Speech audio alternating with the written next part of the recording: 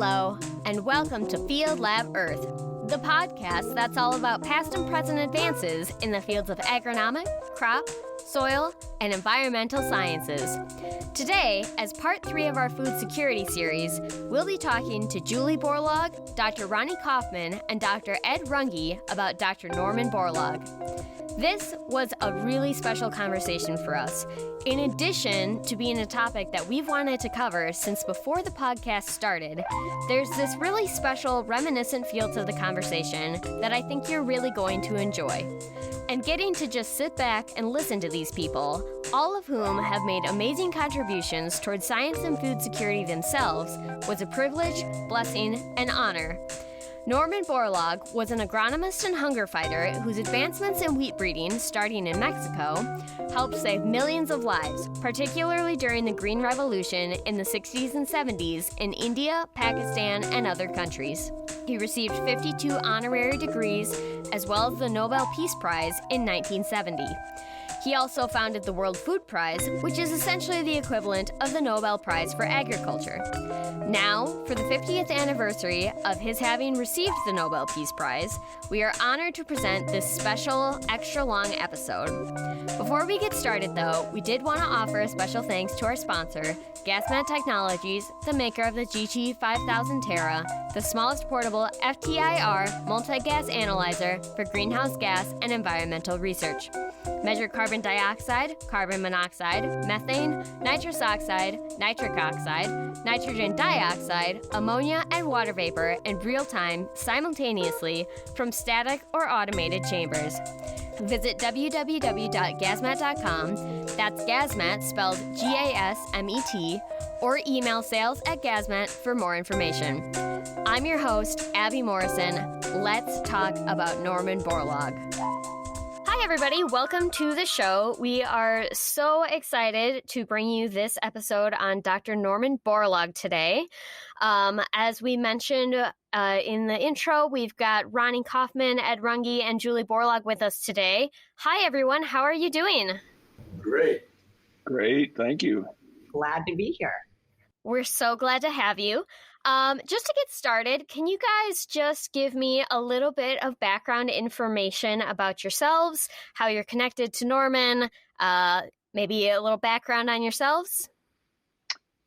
Well, I'll start. I'm Ronnie Coffman. I first met Dr. Borlaug as a graduate student. I came to Cornell in 1967 as a graduate student from the University of Kentucky. And they asked me as a PhD student at Cornell if I would like to do my research with Dr. Borlaug. So we met in New York City for a brief interview, and he agreed to do it. And then I traveled to Mexico in January of 1970, where I worked with him for a couple of years as a graduate student. After that, I worked as a rice breeder for about 10 years in the Philippines, and then I came back to Cornell in 1981, and I've been a faculty member here ever since. Okay, my name is Ed Runge, and I met Norm, I think, the first time in 1973, and he was in a crowd, so I didn't really have much chance to have a personal visit, but our president, Frank Vanderbilt, wanted to have a Nobel laureate on campus, and our vice chancellor for agriculture, Perry Atkinson, and I got together, and we decided that we'd approach Dr. Borlaug. So Dr. Borlaug came to Texas A&M for the first time in January of 1984. And one of the tasks that my wife and I had is we had to find him a place to live for one semester furnished. That was a challenge, and sometimes more successful than others, but they never complained very much. But renting furniture and those sorts of things were a new experience for me. Anyway, Dr. Borlaug and I give you a little bit of a story. He used to have a fellow that went with him to all of his various places, but one time he couldn't go, and Dr. Borlaug asked me to go to South Africa with him. On our way home, we both thought we got to the airport about an hour and a half early, and that was before you needed to be there an hour and a half early. But anyway, to make a long story short, they sounded that this Delta flight going to Atlanta was about to leave, and they were looking for two people. Well, the two people were Borlaug and myself. And he couldn't walk as fast as I did, so his comment was, you go ahead as fast as you can, and I'll catch you, and don't let them leave. But anyway, we got on the plane and sat in our seat, and the pilot came on the PA, and he said, we found those two turkeys that we needed to finish the flight. So that's my story. I'm Julie Borlaug. I am the granddaughter of Norman Borlaug. So I am genetically bred from him and from his line. And of course, I've known him since 1974. I am the one, there's 5 grandchildren, and I was the one that was always most interested in his work. And I remember in high school asking once why we didn't sign the Kyoto Treaty, and it took 3 hours, and we started with the Big Bang Theory and ended up why we didn't sign the treaty.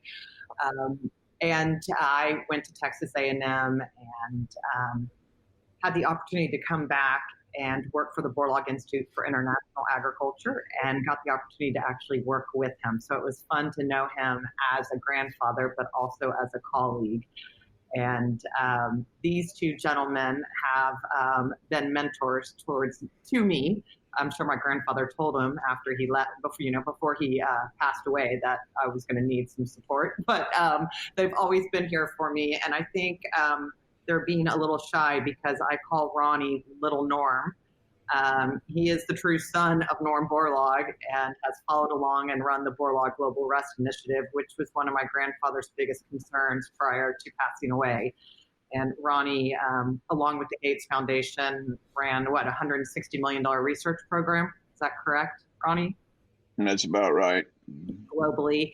And then Ed Runge was one of my grandfather's best friends, not just a colleague, but best friend, and advisors, and someone my grandfather always looked forward to coming down to A&M to be with. And so I just wanted to explain that their relationship, both of them, it was a lot more in depth than what they just talked about. But it's always been fun to be Julie Borlaug and to work in his legacy and to continue his legacy. And whenever I talk about his legacy, I always talk about Ronnie Coffman and Ed Runge and Texas A&M and Cornell and the Borlaug Global Rest Initiative and all the CG centers and everybody who contributes to his legacy. And I really don't call it just his legacy. It's really the legacy of hunger fighters and those who want to end hunger and poverty. So it's been an honor not just to be his granddaughter, but also to be his colleague. Absolutely. And it is such an honor to have all three of you here. We are so excited to have you. And I wanted to, I'm so excited to talk about this because this has actually been an episode that I have personally wanted to do since this podcast started a couple years ago and change. And I don't come from an ag background, as many listeners will know. And I really only heard about Dr. Borlaug when I started working here. And now that I know more about him, I'm so shocked that nobody knows who he is. I mean, not nobody, obviously, but a lot of people don't. So just as an overview, can you just tell us about him at large, kind of some of his better known accomplishments, things that he's well known for, to get us started? Well, I could say he is one of, I believe, it might be 6 now. People in the world that has won the Nobel Peace Prize, Congressional Gold Medal, and the Medal of Freedom. And those are pretty impressive. He's also been the recipient of the Azteca Medal in Mexico City, which is one of their highest honors. And Ronnie, can you pronounce for me the highest honor for non-Indians? Padma Bhushan Award, is that it? Yes. So those are some of the honors he loved to talk about. He's been honored from all over the world, but those were some of the things that I always talk about because they go back to his legacy of Pakistan and Mexico and then the United States where he was born. So those are things that people, if they know him, know about. Oh, he also has a statue in the U.S. Rotunda, which was exciting, and that was done on his 100th birthday. So, and I laugh that his assistant at Texas A&M still has to update his resume with awards because he still receives them. So he's had many honors, and I think his greatest honor was that he was a scientist, a farmer, a mentor, and a huge advocate for innovation and technology when it came to agriculture. I'd like to add, I think Dr. Borlaug had the uncanny ability to communicate. He could communicate with a farmer, he could communicate with the president of a company or the prime minister of India or whoever. And he knew how to get his point across. He knew when to stress something, and he knew when to be less stressful. But he also had the ability to work with students. The story at Simmons, Ronnie could probably have this. He used to get up early, evidently, and he'd go to the cafeteria, and immediately he'd sit down at a table with someone that he may know and may not know, and he would get to visit. So he had a rare ability to communicate at the appropriate level with the amount of time he had to get the job done. So I think you'll find this is one of the real attributes that not all scientists have. Very few scientists have it, actually. That was the thing I was going to emphasize too, Ed. Anybody in any place at any level, he could almost immediately communicate with them. If you go to an experiment station, he would seek out, the bird boy, the guy scaring the birds away from the crop, or the guy doing the irrigation. He would start talking to him and ask him about, how things were going there. And so it was always just amazing. Also, what was amazing about him was his ability to speak, to just capture an audience, and it was just, instinctive with him, Ed and Julie. He just needed something to get him started. And, one of the most interesting things, especially in the advancing years, is, sometimes he couldn't quite remember things. So he would make notes on whatever was handy, like a napkin or whatever, and he would stuff that into his jacket pocket. And then when somebody asked him to say something, if he happened to be at a loss for words, he would just pull that stuff out of his pocket, and something would hit him, and then he would just take off. And once he started, he could go. I remember you all three of us that were there in the rotunda when, President Bush was sitting there needing to go to his next appointment, and Dr. Borlaug was just holding forth. And it was really quite impressive. Yes, he had 2 minutes to speak because the entire U.S. government was there. Exactly. Leaders, and I happened to be sitting behind Bush, and Pelosi's people were poking me in the back because she was the Speaker of the House, saying he's got to stop talking. And I was leaning so you could see me, my mom on the front row, and doing the kind of the neck sign, like get him, tell him to stop. And they kept pressuring me, and I leaned forward to President Bush, and I said, they want him to stop. Could you stand up? And he said, this isn't the presidential event. This is a conventional event. And right at that time, my grandfather said, hunger and poverty are fertile seeds for isms, and terrorism is one of those. And Bush leaned back and said, don't stop him now.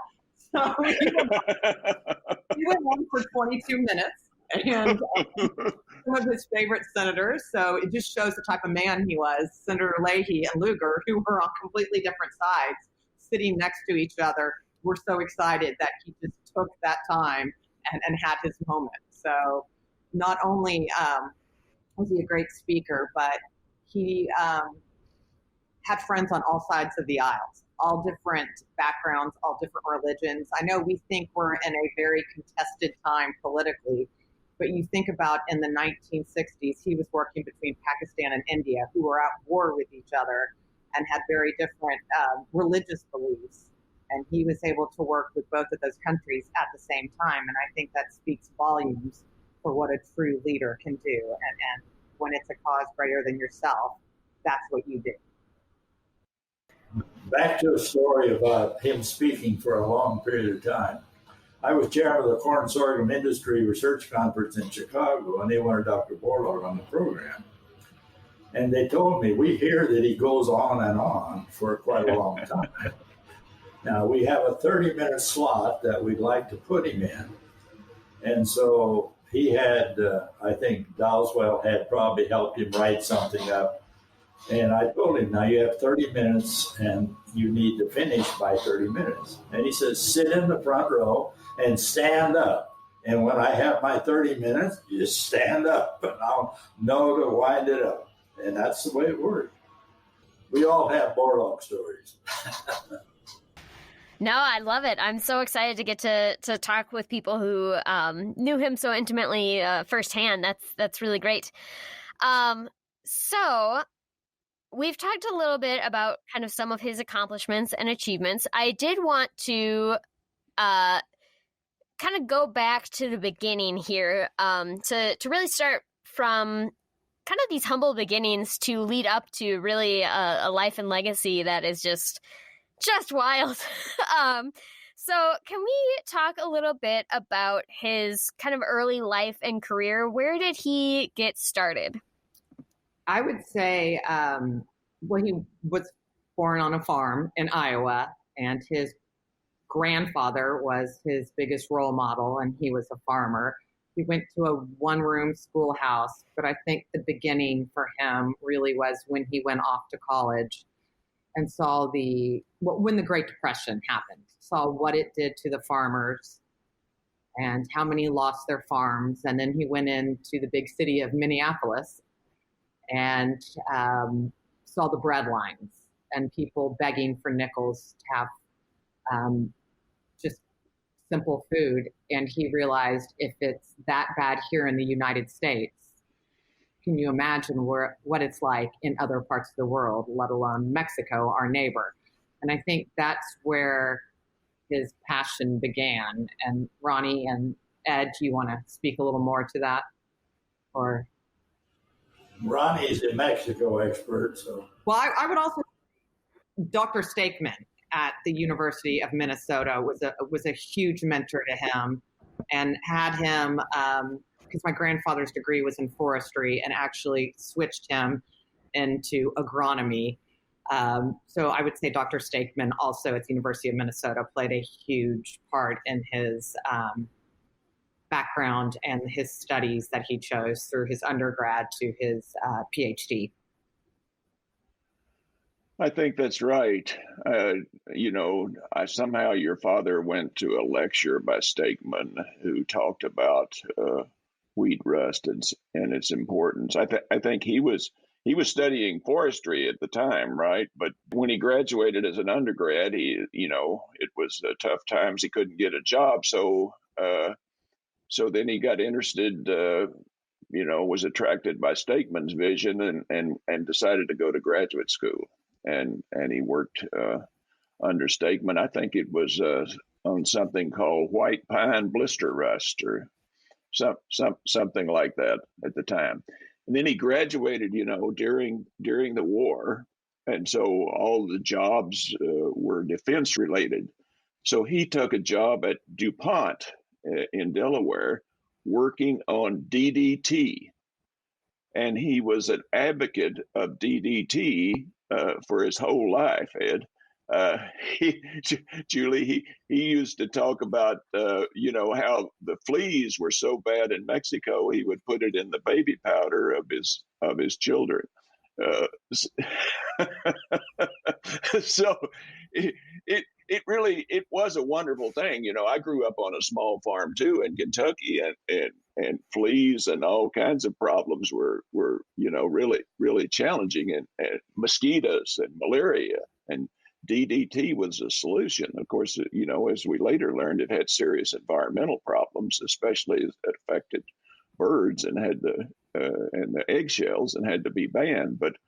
But it saved millions of lives. That's what Borlaug remembered during World War II. And so he was always an advocate. Anyway, he got the invitation. There were concerns. You might be amazed. There were concerns with Mexico at the time. I think the U.S. government was worried that, hunger and malnutrition were so bad in Mexico, we could have a major migration problem at that time. And the U.S. government was in touch with the Rockefeller Foundation and convinced Rockefeller that they should support some interventions in Mexico. And that's when Dr. Borlaug was invited for a job. Steakman was part of a review group that visited Mexico. And when they decided to recommend an intervention, he recommended Dr. Borlaug. So I think, Julie, 1943 was the year he went. That's the year I was born, by the way. And, he was corn, of course. Maize was the main crop. And I think Dr. Borlaug felt, initially kind of sidelined when they told him he should work on wheat, which was a minor crop grown mostly in the central highlands of Mexico, and then irrigated wheat was grown up in Obregon, Ciudad Obregon in the northwest. So that was his assignment. So he to do something about rust in wheat, which was the most serious problem. So he was really challenged with that. He decided to set up what we now call a shuttle program, with one crop in the highlands during the North American summer, and then during the winter, the main crop was planted in Ciudad Obregon. And it was amazing, the roads were just poor to non-existent in Mexico at the time. So to get to the state of Sonora, where Ciudad Obregon is located, he would have to drive north to Texas, across Texas, and the boot heel of New Mexico, and over to Tucson, and then down through Nogales, Hermosillo to Ciudad Obregon. That was the way he got there, in a pickup truck. And he would do that. He'd go in November to plant, and then go make the drive, go back home for Christmas in Mexico City, then drive back up there, the same route in January, and stay until May, and then back again. So it was really, an amazing effort setting up the research program during the 1940s. I think the interesting thing was he always maintained a Norwegian accent a little bit, because he was from even in Spanish. Yeah, that's what I was going to say. So he didn't know Spanish, and the farmers taught him Spanish, and he spoke Spanish with a Norwegian accent. Exactly. But there was no research station when he started, whether it was in Obregon or anywhere else. And the farmers took pity on him and allowed them to use his tractor. So, the farmers were a huge part of the beginning of his research and taking part in it. And he slept on the ground and slowly built that research center. There was a lady there that was helpful to him. I can't remember, but he was always fondly remembering her. I can't remember her name. He always said he could cook, but I think she fed him. Yeah.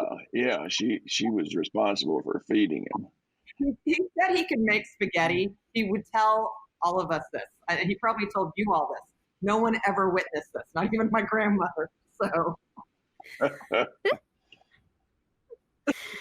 Oh man, what a delight. So yeah, he kind of had these three kind of big advancements for wheat while he was in Mexico. And just as a side note, I'm sure this will come up again in the references that we're going to list later, but a lot of this is coming out of Leon Hesser's book on Norman Borlaug, The Man Who Fed the World. So anyone who's looking for more information about any of this can find more information there.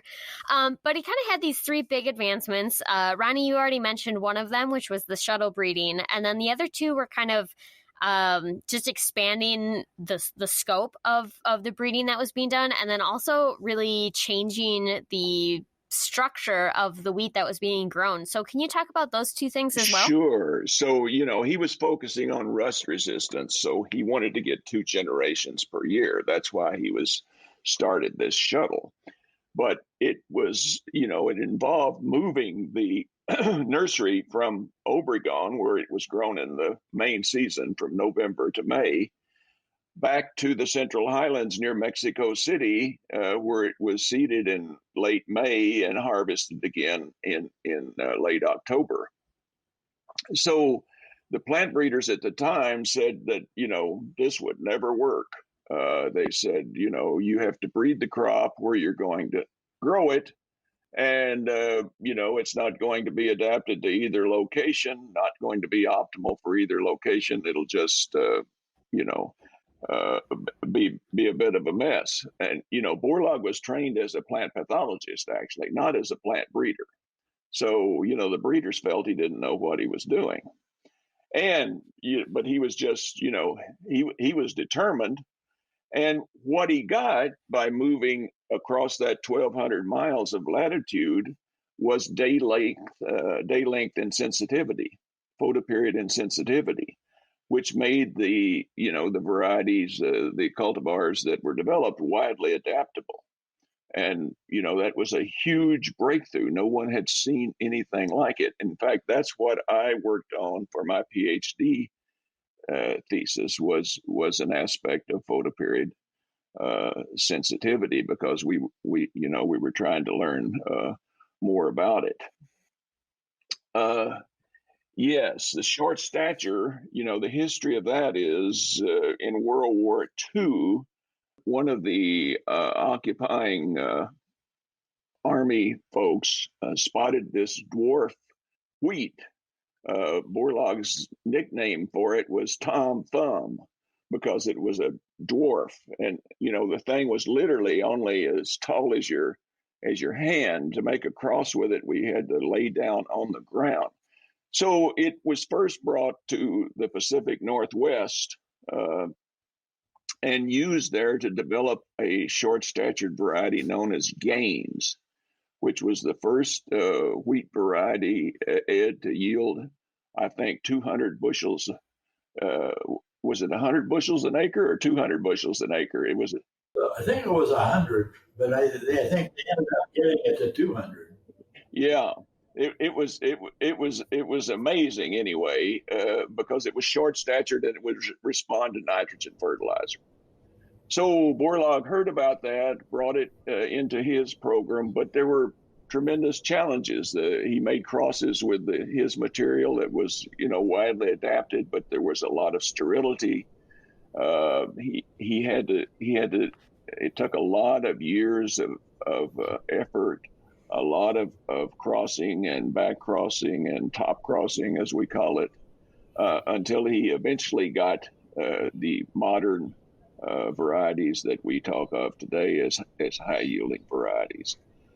So those were the big breakthroughs: the photoperiod insensitivity and the short stature that allowed the wheat to respond to fertilizer. And I think I should defer to Ed to talk about the agronomic advantages of those varieties, because that was what was so attractive about them for South Asia and that area. Well, there's something I'd like to add that Dr. Borlaug mentioned, I think, to all of us at one time or another, maybe many times. But I asked him, where did you gain your self-confidence? And he said it began with his high school wrestling coach. Yeah. And he said, he wasn't satisfied unless you put everything into what you were doing and things like this. And so that self-confidence, I think Borlaug tried to teach people throughout his career that with self-confidence and hard work, you can get something called serendipity. Serendipity being an unplanned event, and his big serendipity was the essentially the day-length neutral wheats that he got through his shuttle breeding program because he didn't plan to have day-length neutral wheat. It just happened because of the way he made all these crosses. So serendipity is something that we talked about quite a few times. Ronnie, you must have talked about it, and I expect Julie had some serendipity herself. And to add on to Ed's comment about sports, he did feel sports played a huge role in everything he did. Sports taught him to respect other elders, to learn how to lose, and it got him tough and tenacious and how to pick yourself up. And he wrestled at 130? I believe it was 140. Yeah, just tight, and would, learn to get up and get himself off the floor once he was pinned and keep going. And he took that tenacity and those lessons and what he did in his battle against wheat. But as a grandchild, whenever he would call, he would want to know how school was going and what sports we were playing because of his belief in sports. And something that people don't often realize, and I often say he was a bit of a Da Vinci, he brought Pony League and Little League to Mexico because there was no baseball in Mexico, and he wanted his son to have baseball. And my grandfather's passion had been to play for the Chicago Cubs, not to win a Nobel Peace Prize. So it was really to play for the Cubs. So sports played a huge role in his life. And it's funny that some of the people who were on his Pony League or his Little League in Mexico went on to be government officials and other things. So it's true, what sports teaches you and things like that. And that was important to everything he did. And he instilled that in all of his grandchildren and his children. The thing that happened, Borlaug and the Rockefeller Foundation went to Mexico with the idea that Mexico ought to grow enough wheat for its own self. So I think, and Ronnie, you know this maybe better than I believe, in 1958, Mexico was declared self-sufficient in wheat production. And then the big thing was, what are we going to do with Borlaug? He's accomplished his job. And he talked to me about being a banana breeder for somebody in Central America. And that didn't pan out, but it didn't pan out because in 1960, I think, Ronnie, is when the Rockefeller Foundation funded the trip across North Africa, the Middle East, and South Asia. And Borlaug came back with a new vision on how he was going to influence that. And that was to set up the training program he'd used with his Mexican bird boys and things like this, to train them as far as they wanted to be trained or they were able to be trained. But anyway, his internationalization of his wheat improvement really started with that trip across North Africa, South Asia, and the Middle East. Ronnie, you can fill in a lot better than me. Well, I was just graduating from high school around that time, and there were stories coming out of South Asia, and you remember them too, of hunger and famine. It was extraordinary.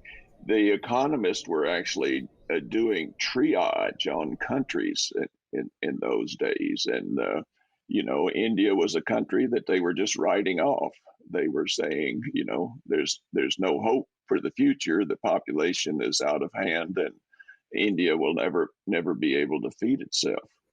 So, when these wheat varieties came along, and they came into India as a part of the International Rust Nursery, they were introduced into southern India. And when the Dr. Swaminathan and his colleagues saw those materials, they invited Borlaug to come, and really, as they say, the rest is history. Borlaug gave them a vision of what could be done if they could not only bring the seed, which he would help them do, but they had to pay attention to the agronomy, especially to the fertilizer, and they had to bring the fertilizer. Ed, and that was a big message that he always had to the politicians.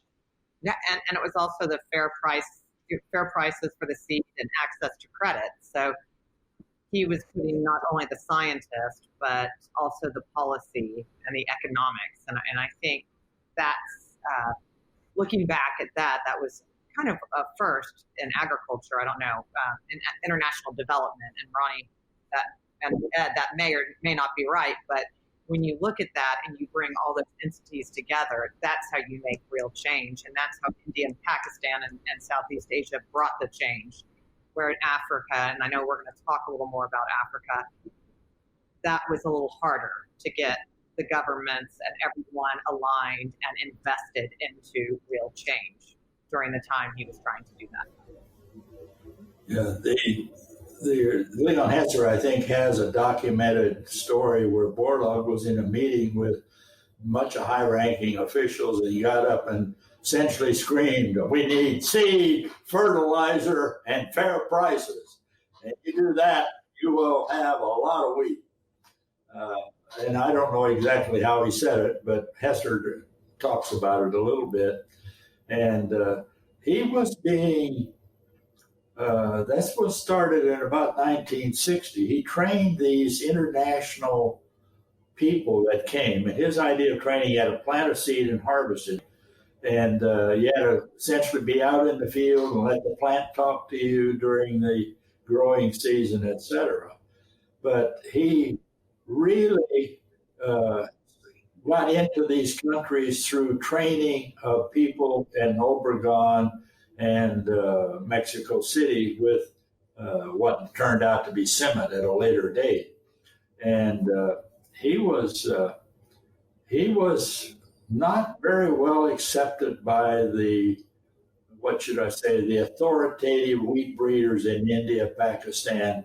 They didn't want to be shown up as having missed a big opportunity or whatever.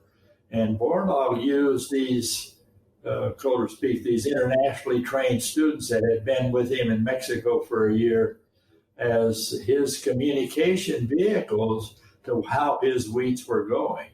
And Pakistan actually was ahead of India in terms of time. But in the 60s, the U.S. was essentially loading every ship that it could to send wheat to India and Pakistan. And I think Pakistan became self-sufficient in wheat production in 68, I think. Yeah. And India 4 or 5 years later, something like that. Well, there's an interesting story there, I mean, a big challenge was to bring in the seed and the quantity sufficient to meet the needs. So Dr. Borlaug struck a deal with some of the Mexican farmers around Obregon to provide a shipload of seed, and he promised them they would be compensated for it. So they did that. They shipped the seed to Pakistan, but that was at a time when war broke out between Pakistan and India. And so the ship was held offshore for months, and they couldn't unload. And by the time they were able to unload, the germination of the seed had dropped to around 10%. So Borlaug was, he was really afraid that the Pakistanis were not going to agree to pay because, who's going to pay for 10% germination? But they said, this fellow, he was a person that Borlaug really admired. He was the Minister of Agriculture for Pakistan, and I met him.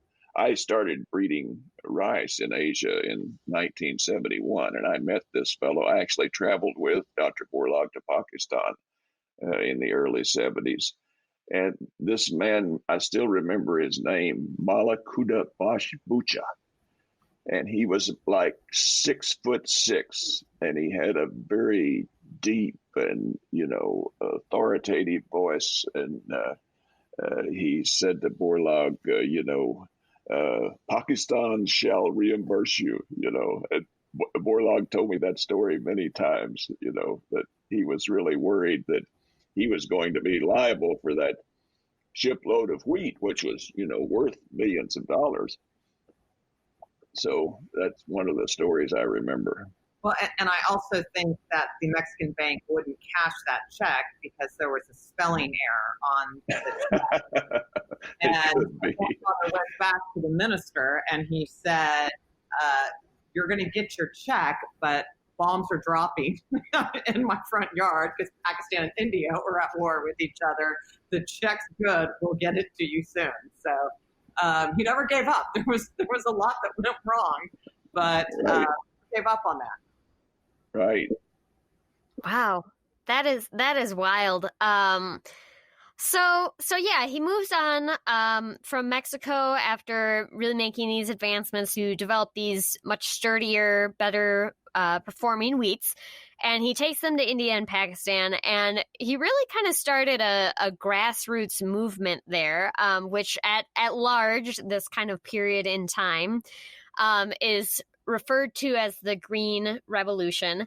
And I remember reading about this in Hester's book, and it was so amazing because they were so determined to prove that this wheat was going to work. And so like everybody, they were like, we're just going to plant it in like flower boxes in front of like officials' houses or something like that. So they can see like, no, it works. Does anyone want to add anything else kind of about the Green Revolution in general, anything like that? I wanted kind of what you were saying.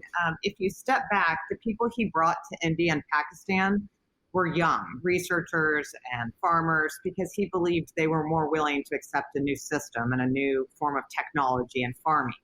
They're the ones who went back and did the plots. And it was the older farmers who saw that these younger farmers had taken a risk and it was going well. And that's how it spread.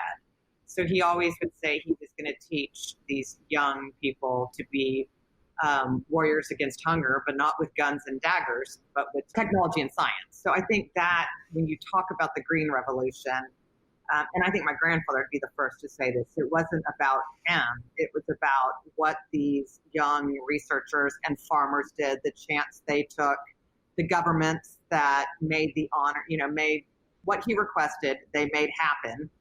And the collective work of all is what the Green Revolution was for. And it was actually coined by the USAID director at the time. So it wasn't coined by anyone in India or Pakistan or my grandfather. It was coined by the USAID director, and it stuck. But when I think of the Green Revolution, I think of all the scientists who worked with my grandfather to provide germplasm and all the collaborative effort that went on between all the countries. So you look at that and you have hope that we can get back to that type of collaboration between public, private, people of different backgrounds and people who are young and old, but the importance that it can't just be science that does it alone, it's policy and all that goes along with that.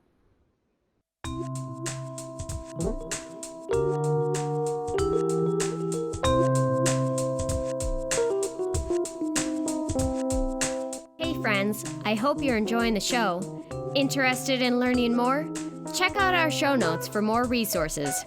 If you are a certified crop advisor or certified professional soil scientist, you can also take a quiz for continuing education units for this episode, which can be found in our show notes or on certifiedcropadvisor.org. Thanks again also to our sponsor, Gasmat Technologies. Conduct greenhouse gas flux measurements in the field using the GT5000 Terra. Weighing 20.7 pounds, splash-proof IP54 rated, internal pump and battery, and vibration resistant, the GT5000 Terra is a robust and portable multi-gas analyzer for fieldwork. Visit www.gasmat.com or email sales@gasmat.com for more information. Thank you for being our sponsor. Let's get back to the show.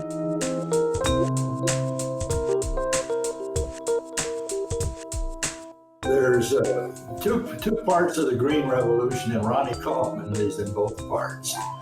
He has the wheat part where he got his PhD, and then he went to Erie, where Erie was set up based on the reputation of what happened to the maize and wheat program in Mexico. And they came up with something called IR8, if I remember right, Ronnie. That's and right. That was part of the Green Revolution as well. So the Green Revolution really included two cereal crops, wheat and rice. And the guy at USAID's name, I believe, was Bill Gaud, Gaud. I believe that was his name. So he was the one that came up with that term. And I don't know what year that came up. It must have been early 70s, I suppose. So the reason they were growing wheat in flower boxes, Abby, is that when it was first introduced and people saw the kinds of yields you could get, the wheat was selling for 1 rupee per seed.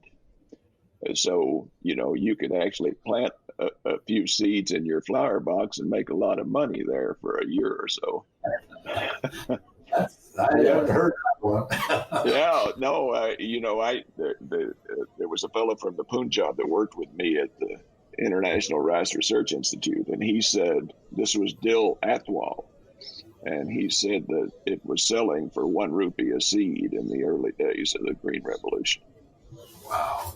Abby, these things are rare events in history of agriculture. Now, there's a lot of things that have increased production, but turning fertilizer loose and turning plant breeding loose and bringing them together in a system that people could apply and understand was a tremendous achievement. Absolutely. Had a huge impact in India and Pakistan then, helped them reach full self-sufficiency in some different crops during this period, and then continued to work really pretty much anywhere it seemed that he was needed. He was seemed willing to go, which is great.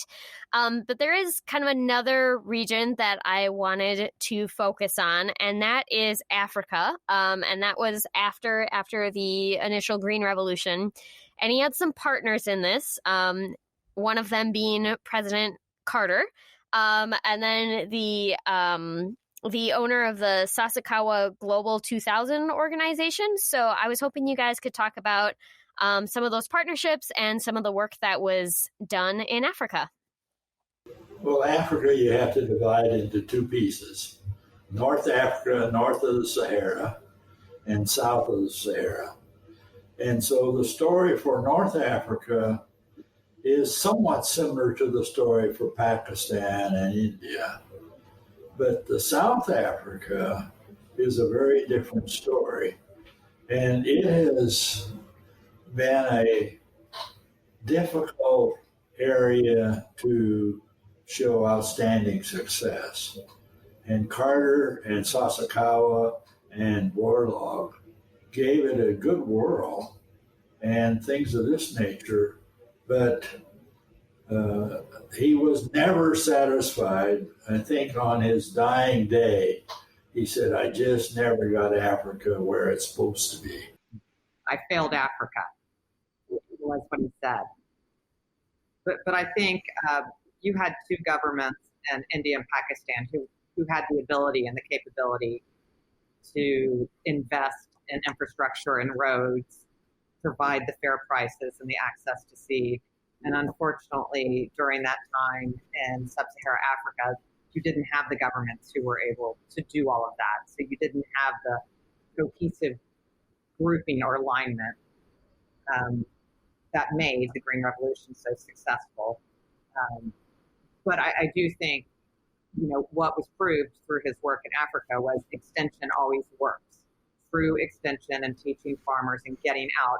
And so you were just talking about the labs, and what my grandfather always said was, if it doesn't reach the farmer, there's no value. So if you have it in the lab and you never take it off the shelf, never get it out to the farm, there's really no value in it. So his last words were take it to the farmer, and that's why he used that. And so I think there's a lot of complexities in Africa that had and have prevent, but I think you're seeing that change. And I know Ronnie can speak to that with the Borlaug Global Rest Initiative and what Kenya's doing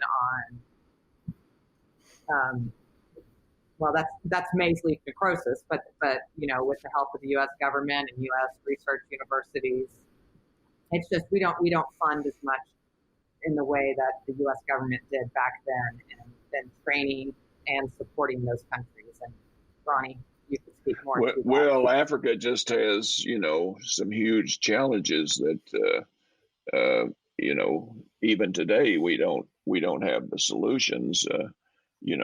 Starting with the soil. I always remember a Belgian agronomist, soil scientist, who said to me, Africa is a big piece of granite that's been scratched up a little bit on top.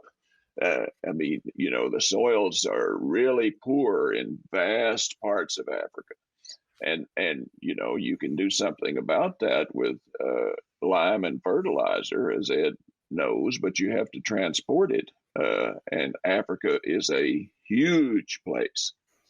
So those are a couple of really big challenges that face major portions of Africa. You have compounding that, you have urbanization. So your big city centers, which many of them are on the coast, let's say take something like Lagos, Nigeria, it's so much cheaper if you're in that urban area to float wheat in from Australia or Canada or the United States than it is to grow it on the Jos Plateau and truck it to Ibadan, or for that matter, any other commodity, maize or soybeans, whatever you think about. Dr. Borlaug was a big advocate of roads, but there still aren't sufficient roads in Africa by any means. And until you have those roads, you'll never be able to move your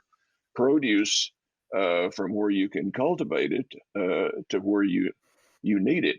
The most current example of that is Beirut. Beirut sits there on the ocean. 80% of its food comes through its port. It has a beautiful farming area in the Bekaa Valley, but you have to haul the food over the mountains, and no one can afford to do it. So these are big challenges that even Borlaug couldn't solve, and are still challenges for us today. Well, and I think you do have to speak to government corruption. Has always been a problem with all the funding that's come in, and does it truly get to where it needs? And I was involved in a call last week, I think, with Ed Runge. We spoke to Norman Borlaug scholars at the American Association of Plant Breeders, and Ed brought up women. And I think you see that in Africa. The majority of the farming is done by women, but you don't have extension workers who are female.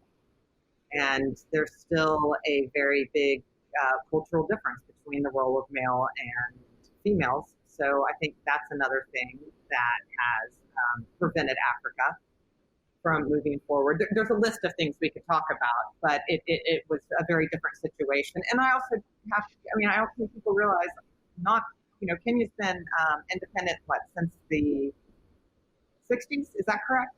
Yeah, early 60s. Yeah, so these countries haven't been independent all that long, whereas India and Pakistan have a very different history. So I think we have to remember we can't ask Africa to jump the 200 years it took us to move out of an agrarian economy into an industrialized. And so it is complex. And my grandfather, in a lot of ways, felt he failed it. He had also asked his cancer doctor when he was diagnosed, he asked him to give him 5 more years for Africa. And unfortunately, he didn't get that. But I think there are a lot of people who are continuing to do good work and are seeing a better way to do it, and a collaborative way. And I think you're seeing a lot of difference in regulatory and countries starting to accept biotechnology. And so there is hope. Absolutely. I think one of the things we learned in our various projects in Africa was that if you sent male students and faculty over and they talked at a field day, the audience was men. And I think that when you really went around and saw the farming areas, the audience was women. And in the process, I think we stubbed our toes many times because we didn't factor this up as a significant difference in how you had to transmit information.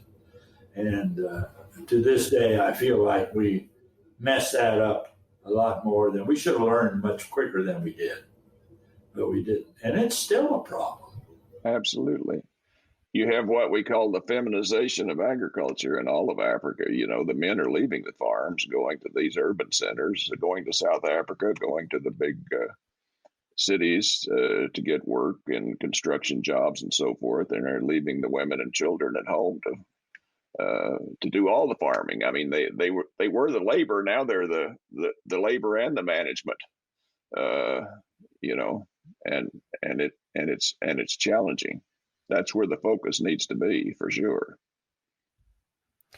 Sure. So yeah, obviously still a ways to go. Some headway made there. I want to loop back to kind of where we are and future progress later, but I did want to highlight a couple of special key events in his career before we move too much farther along.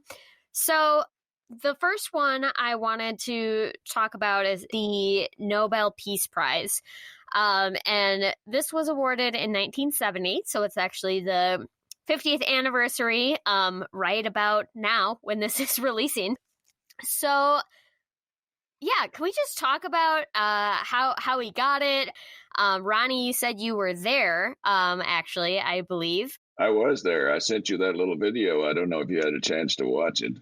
So yes, it was my second season with Dr. Borlaug, and we were in the field in Toluca in October of 1970, and we were working, selecting plants in what we call the F2 populations. And we looked up and we saw a car coming down through the field on the other side of this big irrigation canal, and Dr. Borlaug looked up and he said, "Wow, that looks like Margaret," and which was Julie's grandmother, his wife. And so Dr. Borlaug stood there. He when he was concerned about something, he'd put his hands on his hips, and he just looked at her, like, what in the world is she doing coming out here? And she was over maybe 100 yards away on the other side of this canal, and there was no way to get over there. She had taken the wrong road, no way to get to where we were. So she got out and looked in our direction, and Julie will remember that she had a very strong voice, actually, and which Julie has kind of inherited. And she said, "Norman, you won the Nobel Prize." And he said, "Oh, I did." And then he went over to the canal, and they shouted at each other across the canal about it for a while. And then she left, and he came back, and we went back to work. And then in about, and none of us, he didn't really believe it. And we didn't really believe it either, because there had been rumors that he might get the prize, but nothing had ever happened. But then in about 30 minutes, a reporter showed up from the Associated Press in Mexico City. And that's when we figured it was really true.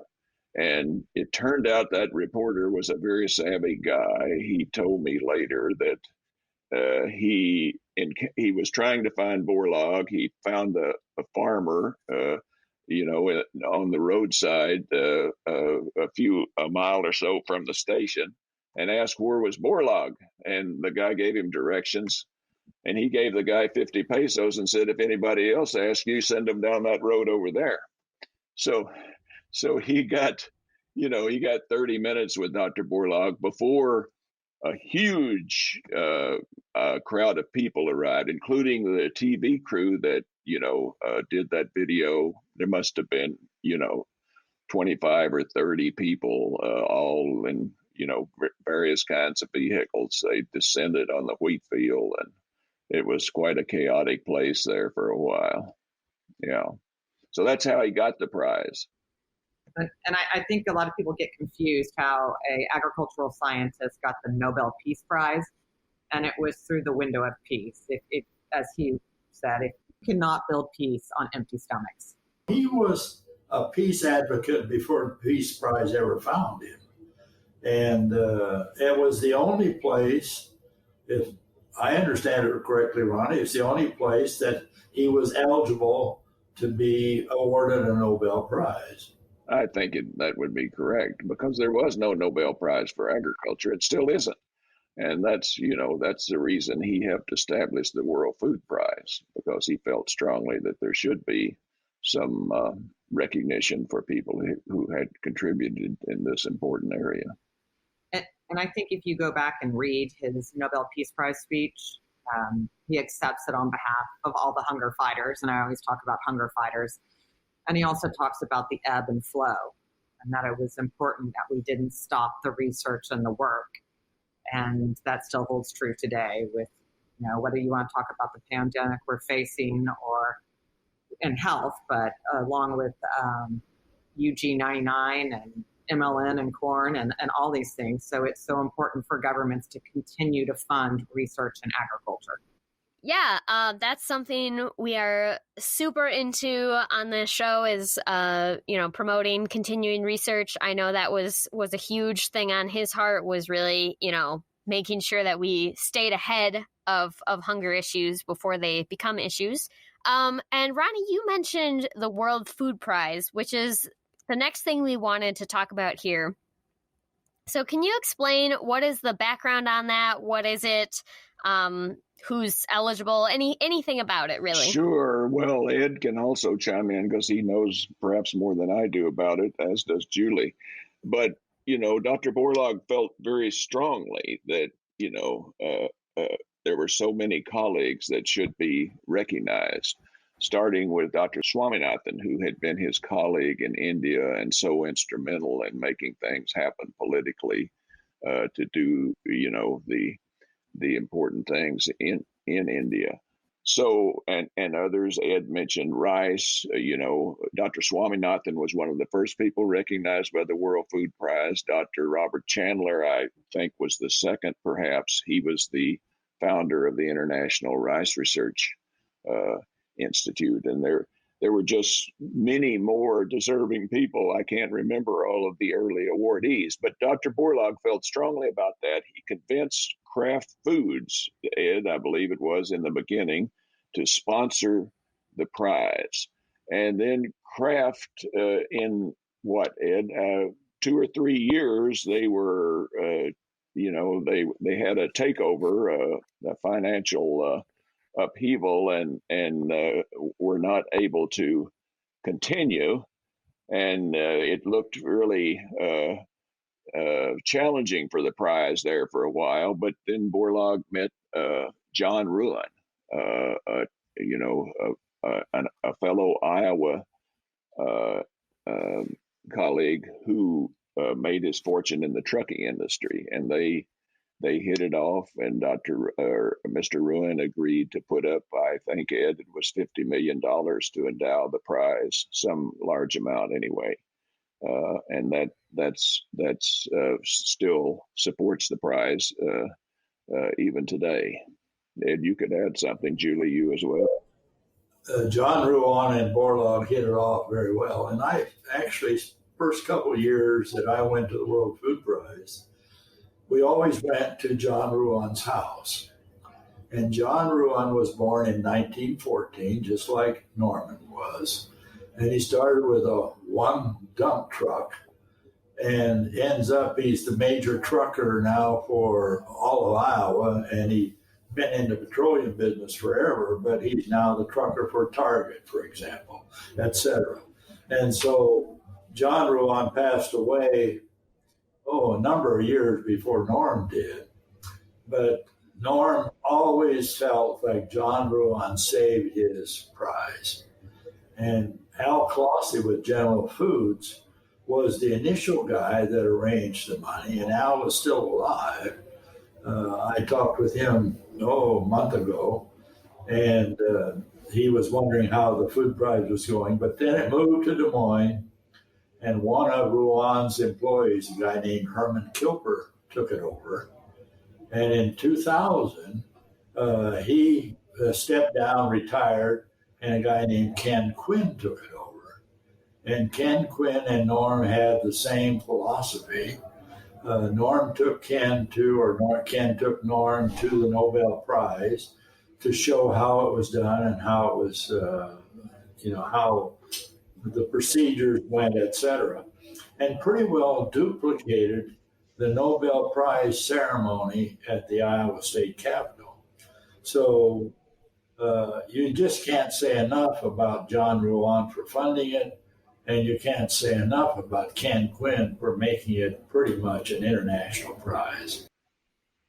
Yeah, and I would add that it's in a new phase with a new its first female president, Barbara Stinson, and I think we're going to see a lot of new innovative changes. It's virtual this year in October, but the upcoming year, I think we're going to see some new exciting changes and kind of a new focus and feel to the World Food Prize. As every organization goes through, sometimes you have to kind of remake yourself and become a little more inclusive with nutrition and health. And there's so many things in the agricultural sector that the World Food Prize can highlight because Ken made it so international and such a focal point. So it's an exciting future for the World Food Prize. So it's really, I'd say, reputation-wide, it is achieving Dr. Borlaug's goal of making it the Nobel Prize for Agriculture in terms of equivalent. Yeah, absolutely. We're actually interviewing this year's laureate, Ratan Lal, pretty soon here. So I'm sure we'll hear more about that in coming episodes. So yeah, I wanted to loop back. Aside from obviously all of the work that he did, he also did a lot of teaching. But can you tell us more about his experiences as a professor, but also what is his legacy today? We've talked a lot about his accomplishments, but where are we now with Borlaug's legacy? Well, starting with his teaching, Borlaug was assuming that when he got through, the students would know as much about the world as he did. And so he had sort of an endless expectation from the students. And some of the problems were that he worked them pretty hard. And in the process, he had fewer students than we thought should be exposed to him. So we made a change. And the change was that we're not going to have him teach a course. We're going to advertise him as a 2 or 3 lecture person for the agronomy club, the ag econ club, et cetera, the people such as this, which then exposed him to a much bigger circle of people. And in the process, I think we really captured what Borlaug could contribute to our student body in a much better way than have him teach a course. And so that's sort of where it is. And the legacies, students still come up to me once in a while and say, I remember Dr. Borlaug. Well, you had said, Abby, a lot of people don't know Dr. Borlaug. And there's probably more people in India and Pakistan that know Borlaug than there are people in the U.S. So I guess you'd add Mexico to that. Mexico, India, and Pakistan would know Borlaug better than, I'd say, our U.S. Younger generation.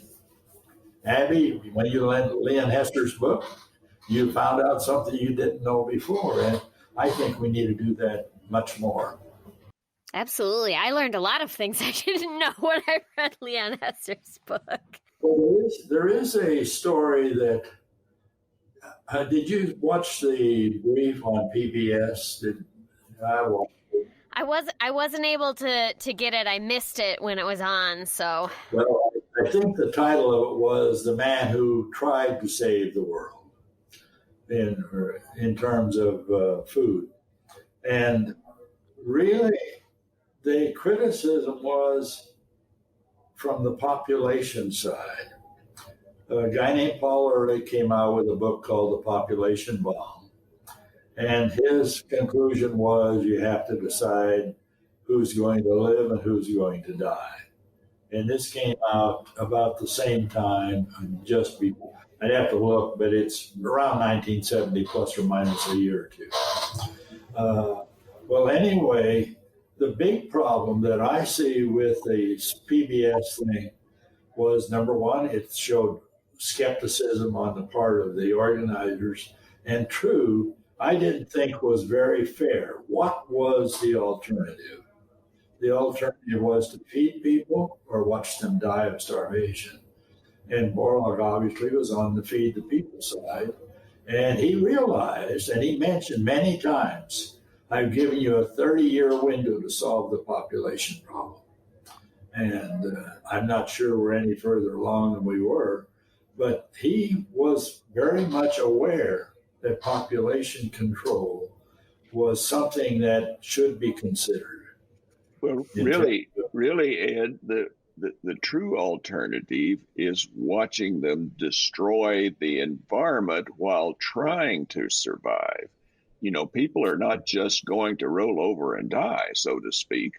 I mean, they are going to do everything they can to survive. And that means stripping every natural resource that exists. So modern agriculture, and particularly the innovations that Dr. Borlaug brought, has allowed us to feed the growing population while we try to bring population growth under control. I think that, you know, the alternative is more grim than people realize. They think, well, if you just kept the population down by not bringing these technologies, but what would have happened? You know, the entire Earth would have been stripped of its natural resources. It's bad enough as it is, but it would have been a lot worse if you had not brought these technologies.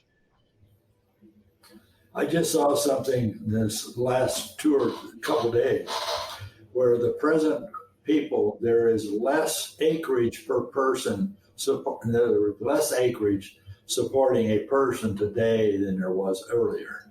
That's right. In other words, this is something that, you know, if you can make two plants grow where one grew before, or if you can make it twice as productive, what is the story? You know, you're some sort of a genius, I guess. So, well, I'm sitting here in the middle of New York State, which a century ago was 90% cultivated, if you can imagine, feeding the big cities, New York City, Boston, feeding the large populations over on the coast. It was just stripped, and people were talking about what to do about the rural problem because people were impoverished and not, you know, really able to make a living on the land. Now, New York is 75% forest. When it was, you know, 90% cultivated, now 75% forest, thanks to the movement of agriculture to areas where it's really more appropriate, and, you know, mainly in the Midwest and along the lake plains of New York and so forth. But that's what needs to happen, has happened to some considerable extent worldwide, as the more fragile lands are not cultivated. Of course, some are, but we need to work toward improving that. You wanted to talk about future needs. That's one of the big future needs. You know, how do we farm in a way that's more environmentally sustainable? And one of the big things, Ed, is, you know, when you talk to Dr. Lal, you're going to hear him talk about carbon. Carbon is his main thing, and how to get it out of the air and back into the soil where it belongs. But so, you know, in order to do that, we have to decarbonize the whole agricultural production system, the whole transportation system of the world. It's quite an extraordinary challenge. And one of the biggest challenges to that is something we call the Haber-Bosch process for producing nitrogen fertilizer. It's still the same as it was early in the last century when the Germans invented the process to produce explosives. And now we use it to produce ammonia fertilizer. You know, that fertilizer just blew up in Beirut. So, you know, the relationship of ammonia nitrate to explosives. So until we come up with an alternative to that process, which which draws heavily on petroleum, which is heated under pressure to produce ammonium, Ed, we've got a problem. We need an alternative, and we need research to solve it. That's one of the biggest challenges facing us. And I think what Ronnie just said lends perfectly into what is the Borlaug legacy. And when I talk about the Borlaug legacy, I'm not really just talking about my grandfather. I'm talking about anyone who believes in ending poverty and hunger. And, that's all of the U.S. land grants and all the CG systems. There's many, many people, USDA, USAID, ministries, but those people who are passionate about it represent the Borlaug legacy in my mind. And I think what Ronnie just said, it's innovation and science and technology that are a huge part of the Borlaug legacy and the continued research, because we will be stuck using fertilizer as it is if we don't invest in the proper innovation and technology. And don't think that the fertilizer industry isn't going to fight that change, or the petroleum energy industry. So it's not agriculture. It's very complex. It's not only a single entity that you have to change. And I think the other thing that, and I know Ed and Ronnie have done a phenomenal job of this, is mentoring the next generation.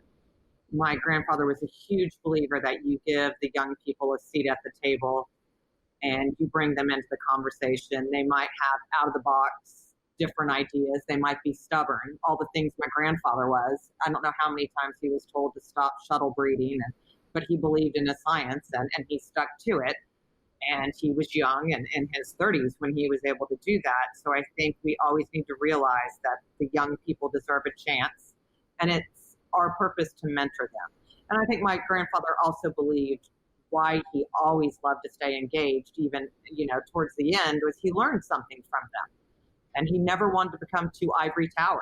And sometimes he did, and I would remind him or someone else, and he would talk to young students and be inspired. So I think the mentoring of the next generation is part of his legacy, or part of the Borlaug legacy. And all of those that have been mentored or were mentored by part of this legacy, hopefully they're paying it forward. And then I would also say the phrase he used at the end, take it to the farmer, is part of his legacy. And I've already said that. Research is only good as it is if it gets to those in need. And that's if it gets into the field and the hands of the farmer. So in my mind, that, and one other part was, it's not just agriculture that can end this. It has to be policy, it has to be the economics, and all of different collaborative efforts. And so to me, those four things make up the future of the legacy, or moving forward. And Ronnie and Ed probably have more to add. Well, there's a couple of things that Dr. Borlaug was concerned about our investment in research.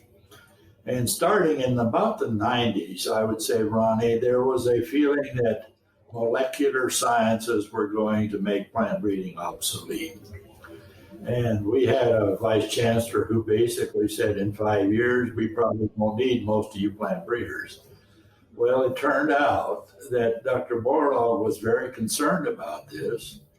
And he approached Monsanto a few years before he died. Yeah, on his 90th birthday. Anyway, about funding training programs, because we aren't training enough people, and population is growing faster than production of wheat and rice in particular. Corn was the exception, maize.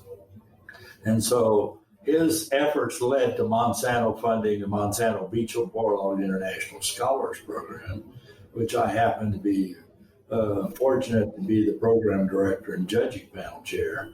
And so I was able to tell Dr. Borlaug before he passed away that we are going to train about 90 students in the program. It turned out to be 89.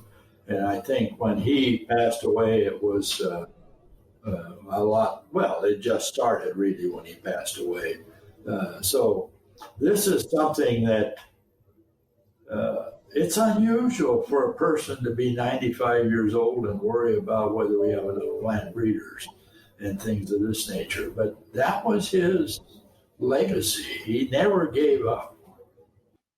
Absolutely. Yeah. So we've talked a little bit on future needs. Obviously, this whole mini series, we're talking a lot about food security. So could you guys expand on that a little bit about, what are maybe some of the larger problems we see in this hunger fight? Moving forward, what are some research needs or areas of future growth, whether that's in plant breeding or anything else? Where are we going with this? Well, I have a concern. I grew up on a little farm in Illinois, and my nephew farms about 6 times what an average farmer farmed when I was a boy. And I just read something about the Wisconsin dairy industry, which basically, unless you're big, you really can't make it these days. And there's been a number of suicides and things like this. So there is how big is big and how many people do you need in the world landscape? And I don't think we've tackled this very well, and I'm not sure I know how to enunciate it very well. But Earl Budd said, unless you get bigger, you better get out. Get out or get bigger. And I think that somewhere along the line, we might need to look at some of this, and I'm not sure I know how to bring it forward in any succinct way. I'm going to put my international development hat on. And of course, I'm going to be the political one here. I think the work of USAID and USDA, and I know Cornell and A&M and the international CG centers play a role in this, is integral in international agriculture development. And that's in countries, primarily we focused on Africa and Asia recently, and some South America. But that investment must continue. And we need to help make these countries self-sufficient. We don't need to be shipping excess grain to them that not only has a carbon footprint, but gluts their system or their markets and causes upheaval to them. But what we have to understand is a development project isn't a 5-year project. And unfortunately, with our congressional mandates and how the Congress looks at it, we're going to give you $5 million for 5 years, and you better turn the country around or make their wheat project sustainable. And you can't do development in 5 years. You need a minimum of 10 years. And I would hope people would understand that. People like the Gates Foundation have understood that. But this can't be the responsibility of just the Gates Foundation moving forward. This takes the U.S. government. This takes other governments to take a step back and look at, if we're doing all this funding, are these 5-year projects really worth the value, or should we really be investing in more long-term research and development in these countries? So that's something that I see as a huge problem. And again, back in the United States, we need to continue to invest in the government. The government needs to continue to invest in research and development and agriculture. We have to be prepared for the shocks that we are seeing currently with COVID. If you look at the locust problem that's happened in Africa and many of the other epidemics that can break out, we have to be prepared. And when you talk about things like gene editing, and I work for a company that does gene editing, we can get to a point when we have a shock or something like this that we can hopefully, through precision breeding and being faster, have a solution quicker. So that requires investment, and not just in the private sector, but by the public sector. So those are some of the things with food security, I think, moving forward, we have to have. Ronnie? Well, I think both Julie and Ed are suggesting something that's probably of primary importance, and that is we need to localize our food systems. Right now in this country, we're hauling food all the way across the country, burning tremendous amounts of petroleum in doing it. We're shipping it all over the world using tremendous amounts of petroleum. So we need technology that allows us to produce the food, pretty close to where it's going to be consumed.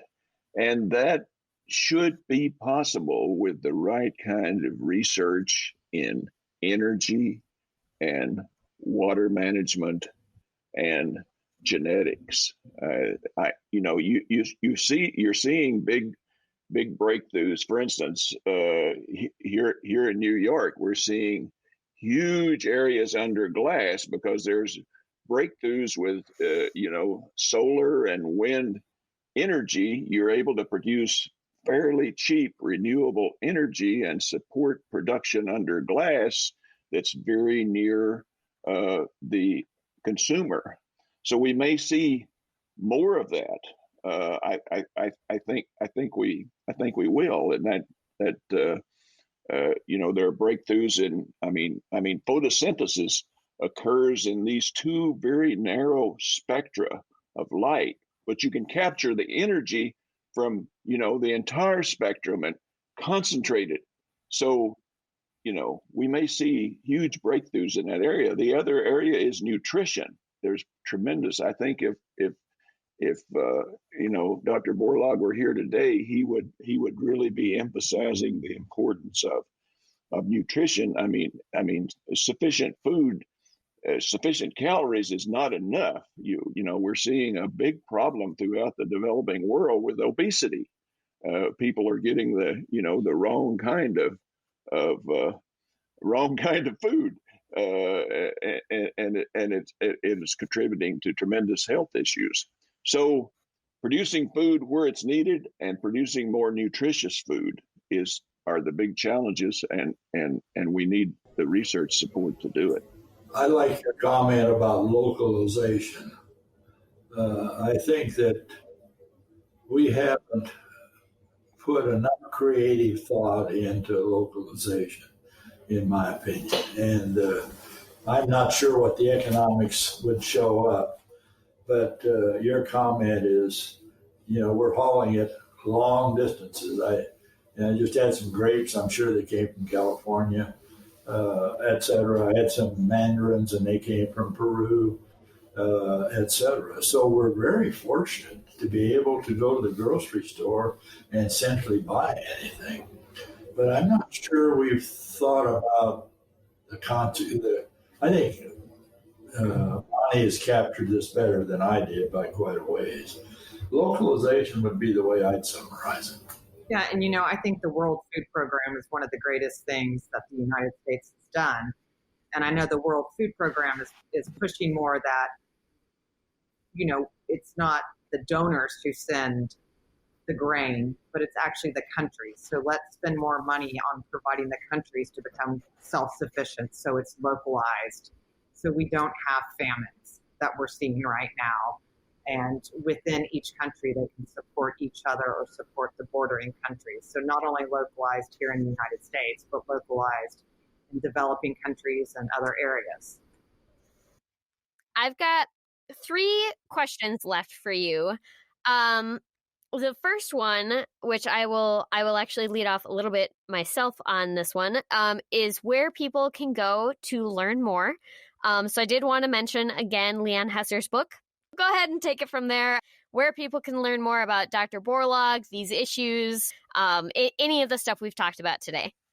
I think 2 books that aren't about my grandfather. My grandfather wrote the foreword.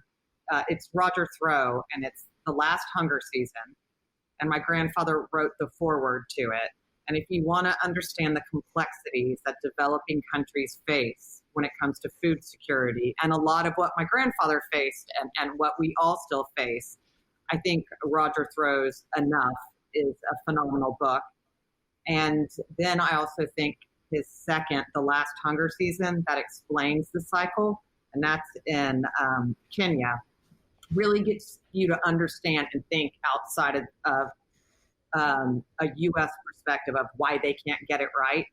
So those are two books my grandfather thoroughly supported and believed in that weren't just by him. And then Noel Vietmeyer has written 4 books about my grandfather. And the 4th one, which is a summary of the first 3, is actually really good. And I actually learned some stuff in that one. And I cannot remember what the 4th book was, but it's Noel Vietmeyer's and it's a condensed one. Our Daily Bread. Our Daily Bread by Noel Vietmeyer. That's of my grandfather's books. That one, I think, to me, gives a little more of him as a human. My grandfather was a human, and I think people don't often get that story. I mean, he had a child who was born with spinal bifida, and there had to be a choice to leave that child when they went to Mexico. My mother was under 2 when they went to Mexico. My uncle was born there. So I think Noel got a lot of more of the family dynamics. That's a little more, so you get a little more personal, not just the hero message, because my grandfather was a human, just like everyone else, and he achieved a lot, but I think everyone always needs to be reminded that anyone can do this as long as you're tenacious and but he has as many human stories as anyone else. I think the only thing I could add to these resources is actually, guys, we should mention the physical locations of some resources. Julie, you have your own foundation there in Texas. Then we have the World Food Prize. Then there's the home, what do you call it? The Home Place Foundation. So there's the Borlaug International Institute for International Agriculture at Texas A&M.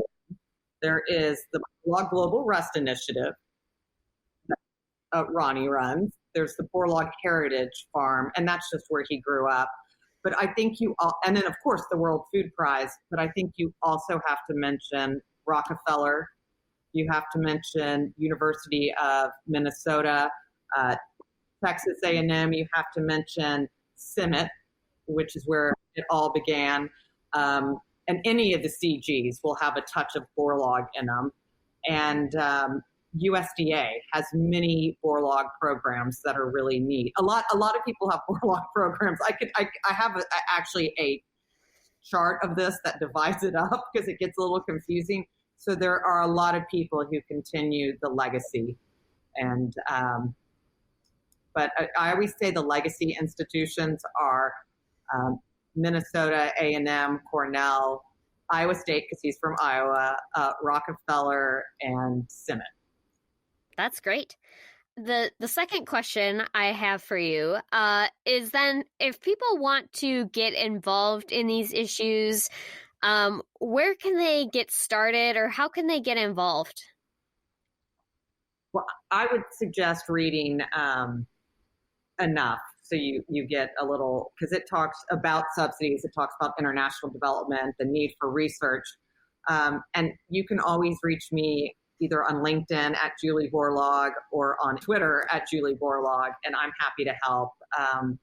I think also I'm going to speak for Cornell since Ronnie's on the phone and I should speak for him, but I think the Alliance for Science that Cornell has is a huge advocate and way to get involved in speaking about science and the importance for innovation and technology.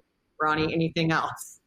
Young people could consider the Global Youth Institute, hosted by the World Food Prize, but then you have participating institutions. Texas A&M participates, Cornell participates to bring in their state and young people throughout the states. So it's a nice program that raises awareness among young people. And I think, you look at the World Food Program, and they have a young professionals program that I wish I had known about. And after I graduated, you have the Peace Corps that my grandfather was a firm believer in. I will tell you, a lot of these people in agriculture who have made a huge difference came from Peace Corps. And I think you look at what the Gates Foundation, there's plenty of places you can go and find information. Alliance for Hunger. I could go on and on. I could send you a list. I think that travel, going to immerse yourself into another culture is very, very important, and do it while you're young. You're more flexible, and I think you have more time to implement your programs.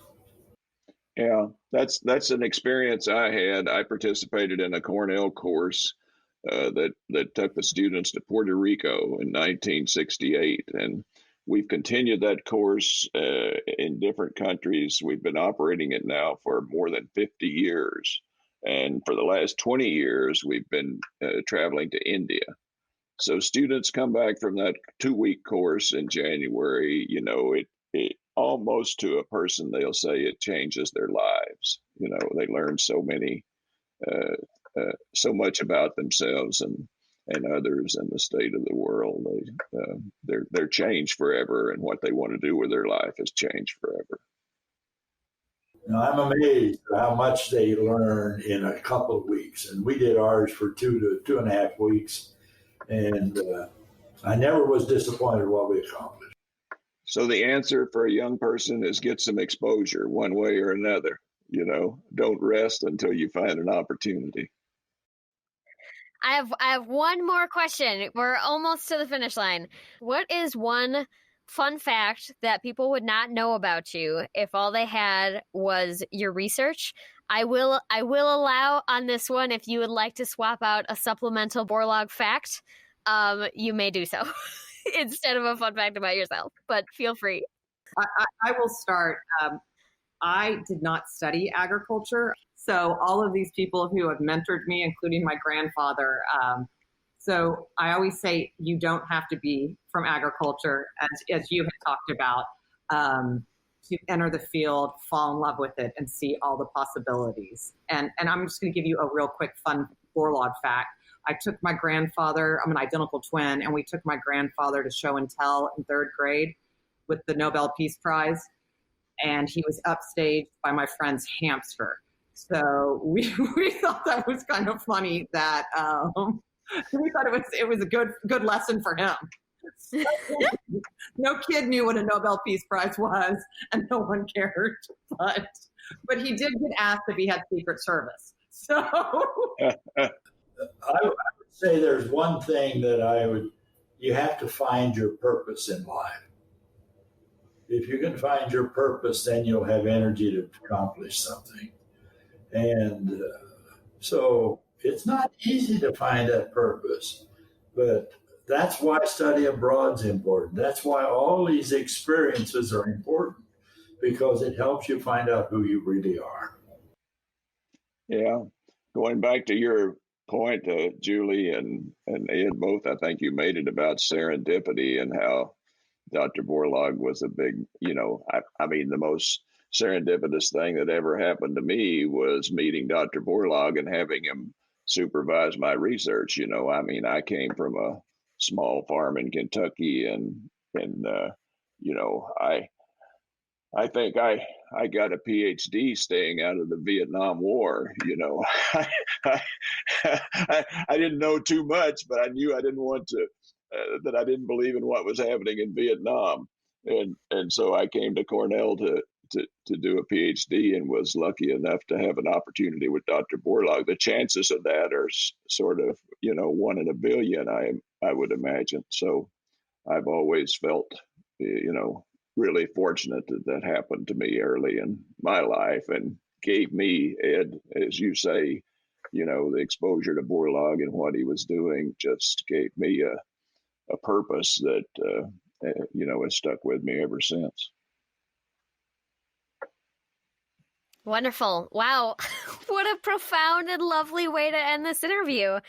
Thank you all so much for your time. I really, really appreciate it. Thank you for all that you're doing to spread the word, continue the legacy, fight hunger, and do the good work. Thank you so much for being on. Let us know how we can point our grandchildren to listen to your program.